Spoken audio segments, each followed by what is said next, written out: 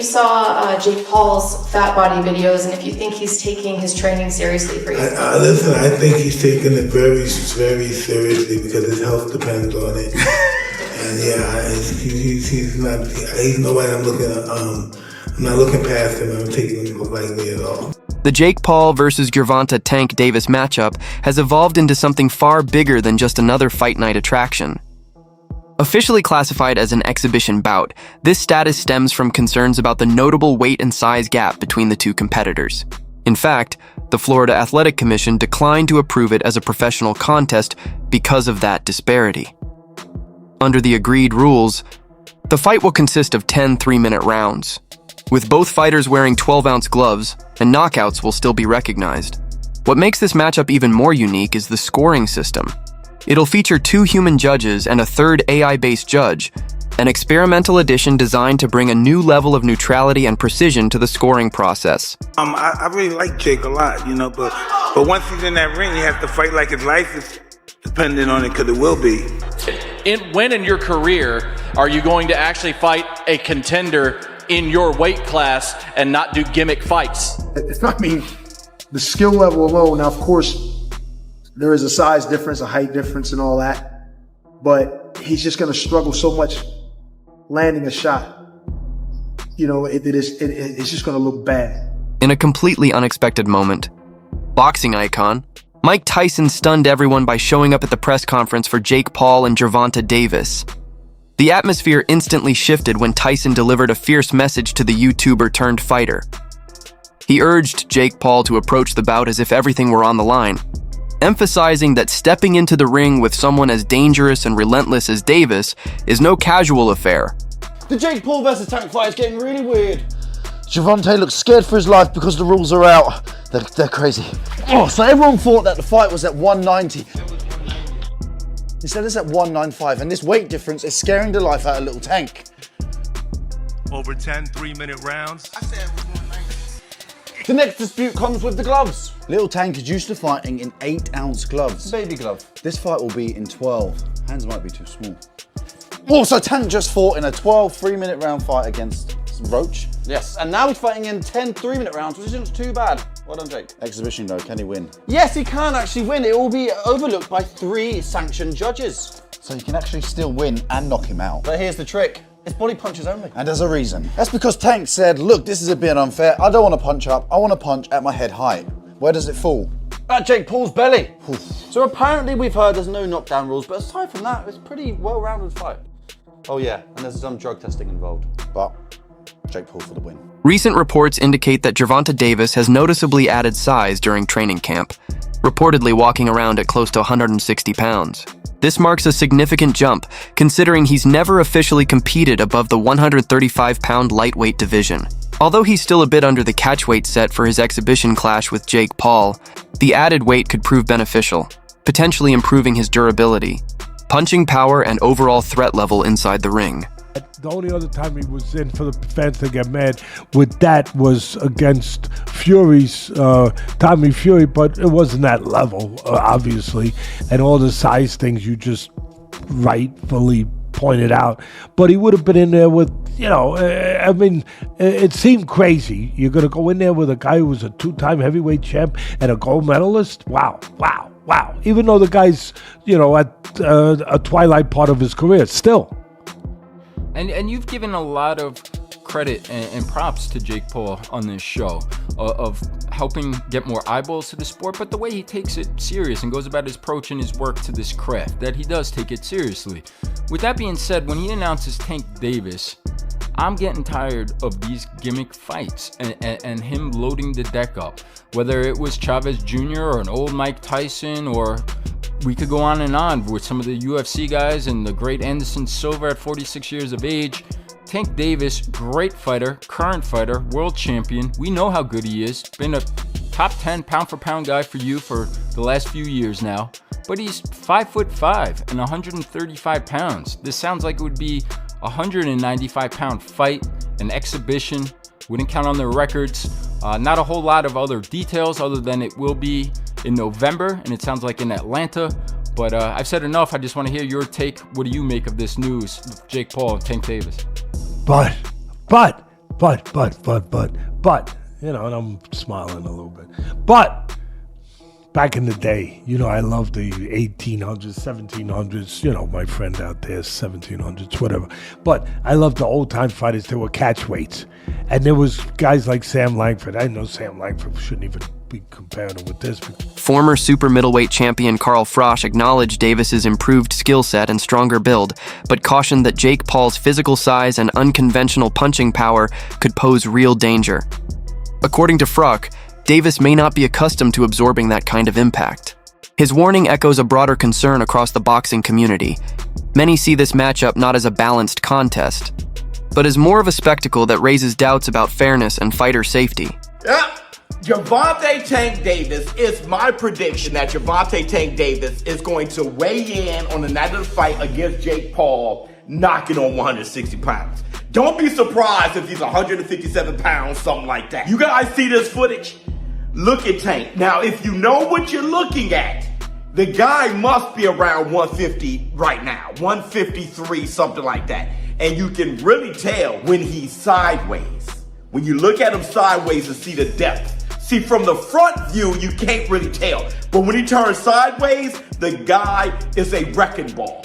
He's literally a baby rhino out there. And I think that is the idea for him to bulk up and be a little powerhouse out there. And I'm all for it. I'm gonna tell you in this video why I think that's the best thing for Tank and why I think he will be knocking on 160 pounds. Renowned trainer Teddy Atlas has described Gervonta Tank Davis as one of the most complete fighters in boxing today. According to Atlas, Davis isn't just known for his knockout power and finishing instinct. It's his sharp counter-punching, strategic trap setting, and mastery of range that truly set him apart. He highlights Davis's composure under pressure, his ability to stay patient, and his habit of thinking several moves ahead rather than depending solely on raw strength. In Atlas's opinion, those attributes make Davis the most well-rounded lightweight capable of challenging someone like Jake Paul, a fighter who's improving quickly, but still developing the refined technical skills seen at the sport's top level. Just here at Los Naranjos in Viva, España, and I found out that Gervonta Davis is now fighting Jake Paul. So Jake Paul was supposed to be fighting AJ. Eddie Hearn announced 99% done, which we've just spoke about. What next for AJ? Potentially Jake Paul. But it now looks like that Jake Paul is fighting one of Anthony Joshua's legs. He's fighting Gervonta Davis, somebody who's a quarter of his size. I don't even know what's going on. Has Eddie Hearn been played? Let me know what you think. But the AJ fight with Jake Paul's finished. Gervonta Davis, fake Paul, November. I don't know what's going on in the world of boxing. This is an absolute joke. What next for AJ? We'll get into this, and there's so many questions I want to get into in the next episode. But hope you enjoyed this one. And yeah, I just thought I'd give you a quick update because the news has just come in and I'm just trying to relax and play a bit of golf and I can't. I've got to get it off my chest. I'm going to add it to this video. Hope you enjoy it. Don't forget, if you haven't already, hit like, share and subscribe to the best channel in the business, Froch on Fighting, and we'll see you very soon. Froch voiced strong concerns about the safety implications of the upcoming exhibition between Paul and Davis, pointing out that the fighters are expected to enter the ring with roughly a 65-pound weight difference. My name was mentioned at his press conference and he shit himself, and the fight was just absolutely fucking diabolical. Again, I've said before, he's not a professional boxer, he never will be, and he proves time and time again that he's not a professional fighter. So Jake Paul, go on, piss off. I mean, I don't really take Jake Paul that serious. He can't really box. He can have a little fight, he can have a swing. He swings away, stands up straight and he throws punches, but it's not professional boxing. Because when I watch him box, it's just so much wrong. It's just, everything's wrong. It's so bad. He's got leaky defence. He telegraphs his punches. Like, you put him in with someone his own size, who's a professional, and it's a mismatch. And you'll see that if he ends up fighting somebody. Tommy Fury, bless him, he's a pro boxer, but he's inexperienced. He's got no amateur pedigree. He's a raw novice, or maybe just above the raw novice. I was saying earlier, where would I put him in terms of levels? He'd do well to win a British title. He's at that sort of level. And then from British title to world level, it's like different worlds. It's like totally different. It's like a different sport. Following Jake Paul's dominant victory over Julio Cesar Chavez Jr., Many analysts have begun to wonder whether he's genuinely prepared to take on established top 15 or top 20 contenders. Emiliano Vargas shared his perspective on whether Paul has earned those kinds of opportunities, but much of the boxing world remains skeptical. Promoter Eddie Hearn, for instance, acknowledged Paul's steady progress and suggested he could soon appear in the WBC rankings, yet emphasized that numerous seasoned and proven fighters still merit higher positions. This ongoing debate underscores the divide between Paul's growing reputation and the lingering doubts about whether his past matchups have truly demonstrated elite-level readiness. Shots at the end. Any of them hurt you? I just think Chavez didn't get started. That's the only thing. I mean, you can't win. I want to be world champion. Zerto looks slow as shit tonight. You can't win if you don't throw, you know? So it was kind of like the Ryan Garcia Rollies thing. You know, Rollies didn't, I mean, Ryan really didn't get started. So, you know. What'd you think about how Jake looked and then fought? Hey, you know what? You're very tough. If he sucked ass, he sucked ass, but he actually looks pretty good. There's people who walk into the gym, you can tell right away if they can box or not. So he can box, he's selling out, you know, obviously this arena, and only thing I can do is take a page out of his book and, you know, put it towards my showmanship. So. You think he's ready for someone like top 15, top 20? I mean, look, you know, he knows who to fight. Obviously, he's, you know, growing in his career. If he really wants to make a career, I wish him nothing but the best. But I just think that, you know, it's going to be a little longer until then. Thank you, Emmy. Appreciate it. Oh, give us an update about you. You got a date coming up. July 26th, Madison Square Garden. I'm ripped up. I'm ready to go. Ran with Manny Pacquiao yesterday. And, you know, 15-0 on the way. Let's go, baby.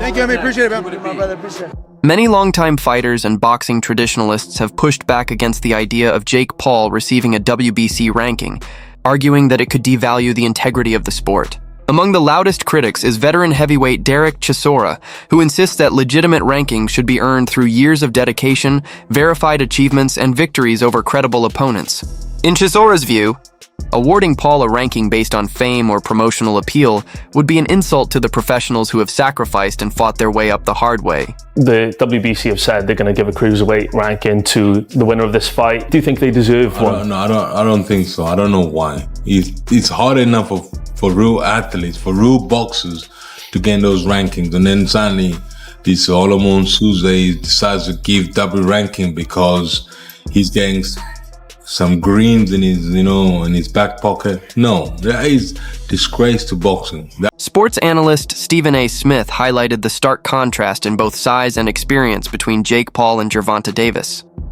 Paul typically competes at over 200 pounds, while Davis is a lightweight champion, a huge gap that hasn't gone unnoticed by fans or critics. Smith questioned whether promoting such uneven, high-profile matchups ultimately damages the sport's credibility, cautioning that turning boxing into a spectacle risks blurring the line between authentic competition and pure entertainment. I can't buy the hype at this particular moment in time. Now, I'll give Jake Paul credit for this. At least he's in the ring with a boxer. But 57 years old is 57 years old. And 57 years old and formally walking into a UFC fight as an audience member, as a patron with a cane, it's hard to me believe a year later that you're going to be in any condition to really fight. I hope I'm wrong, but I don't know. And if you're Jake Paul, here's what I want to say to you. It's Mike Tyson, that's fine. It's a money fight, I get you, and you want to make money. But at some point in time, if you keep telling us that you're taking boxing seriously and you want to be recognized as a big-time boxer / fighter, you're going to have to fight somebody closer to your age, who is a contender at the very least in the sport and who lives with it every single day. Could you please get in the ring with somebody? Pretty please, with sugar on top. I'm interested. After the controversial majority draw between Davis and Lamont Roach in March, Stephen A. Smith issued a strong defense of Davis's performance. He highlighted the significance of Davis's accomplished record and dismissed claims that the result merited harsh criticism. According to Smith, Davis displayed the composure and confidence expected of a true champion, standing firm amid controversy and immediately agreeing to a rematch to prove his superiority and reaffirm his place among boxing's elite. Gervonta Davis might be every bit as box office as Maverick himself. as exciting, as electric, because this dude performs every time out, y'all. Wherever Davis goes, wherever he fights, fans justifiably follow. He's that special. And Davis is without a doubt one of the top 5 pound-for-pound fighters in the world right now. Don't you even doubt it. Smith argued that when a proven champion agrees to face a far less experienced or lower-tier opponent, it risks damaging his legacy. In his view, the matchup is well beneath Davis's level, prompting Smith to say that Tank should feel embarrassed by the decision. He also voiced strong criticism of the growing trend of mismatched exhibition fights, such as Jake Paul's rumored bout with Mike Tyson, saying Paul's choices have left him disappointed and even disheartened. Smith was direct in his message. If Paul wants real respect in boxing, he needs to challenge legitimate fighters rather than aging athletes or celebrities.